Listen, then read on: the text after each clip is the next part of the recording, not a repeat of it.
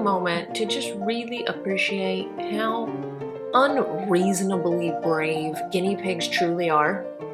So really, just stop and think about this. Think about the first time you ever met your guinea pig, right? You were maybe like me, and it was a pet store, and they were starving them in a glass fish tank, or the local rescue was keeping them in a room full of cats, or, you know, they were dropped off at a vet's office while there was a wolf in the lobby, and they were weighing the wolf, and they hand me the guinea pig in front of the wolf. Okay, that's step one. Step two. Then a giant hand the size of the whole guinea pig reaches in, grabs them, sticks them in a shoebox, puts them inside of this giant smelly chamber. Then the whole chamber starts moving, and we drive all the way across town to get back to my home, and they're in that chamber inside a shoebox for half an hour. And then they come into this home that they've never been in before, and they get thrown down to meet a whole bunch of new guinea pigs that they've never talked to before in their life. And then, oh yeah, the guinea pigs decide that they're either going to snap in their face and try to be the dominant one, or they're going to try and kill them. They don't know. Nobody knows. That's how guinea pigs meet. And let's just say that all of that goes well. Let's talk about a guinea pig's day-to-day life. Honestly, here's what they do. They come in and they look at this human that's attached to the hand that is the size of an entire guinea pig, and they decide to scream in that human's face, and they say, "Hello, give me food! I know that you are 1,000 times bigger than me, but you can serve me, and I would like you to give me a whole bunch of food."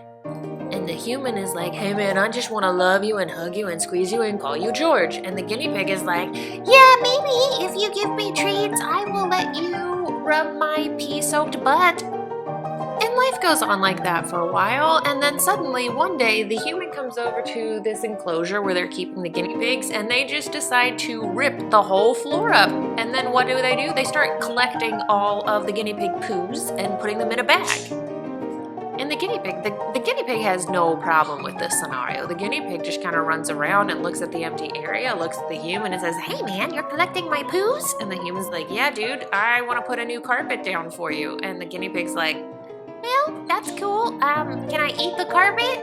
And the human's like, "I would prefer that you didn't." And the guinea pig is like, "No, I think I'm gonna eat the carpet."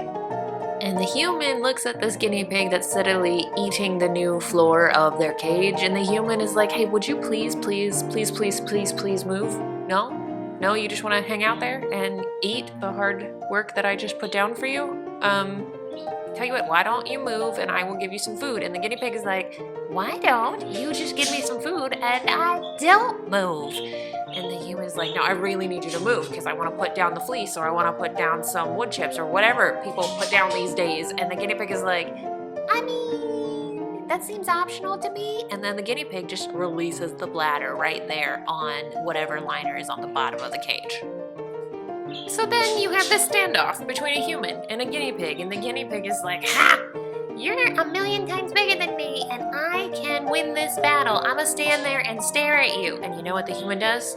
The human moves their food.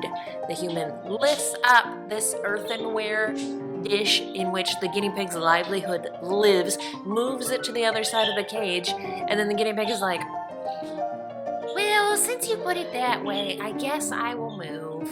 And so from there, the human goes about their day. They change the guinea pig cage. The guinea pigs happily run over and start eating the new things that the human has put down to be the floor of the new cage, and life goes on until the human decides that they want to pick up the guinea pig. And then this thing that is the equivalent of a skyscraper, like honestly, we're the size of a skyscraper compared to a guinea pig. We reach down, we pick up that guinea pig, and we take it to another room, and we decide that we're going to cuddle with them in front of the TV, and this box turns on and it's making all this noise and it's got all the flashy colors, and the guinea pig is like, "You know what, man? This is just a bit much for me, and I think I am just going to go to sleep on top of this skyscraper with the flashy lights coming out of the sound box over there, and that's going to be fine, and everything's going to be okay. I'm just going to sleep here in the middle of nothingness, and you know what I think I'm going to do to top it off?